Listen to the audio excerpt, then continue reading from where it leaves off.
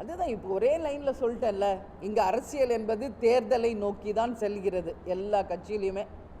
அதே தான் எங்கள் நிலைப்பாடு அப்படின்றத நானும் உறுதிப்படுத்துகிறேன். அரசியல் என்பதே தேர்தலை ஒட்டி தான் இங்கே நடக்குது. அதனால் எங்கள் நிலைப்பாடும் அதுவாக தான் இருக்கும் என்பதை தெரிவித்துக் கொள்கிறேன்.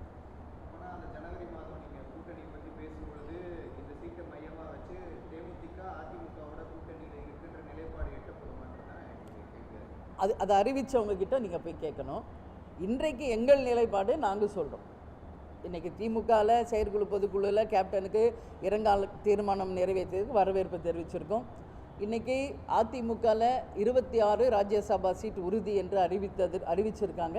அது 2026 தேர்தலை ஒட்டி அந்த அறிவிப்பு இருக்கிறது. எனவே தான் நாங்களும் சொல்கிறோம், தேமுதிகவும் இனி 2026 இந்த தேர்தலை ஒட்டி தான் எங்கள் அரசியல் நகர்வும் இருக்கும் என்பதை நான் தெரிவித்துக் கொள்கிறேன்.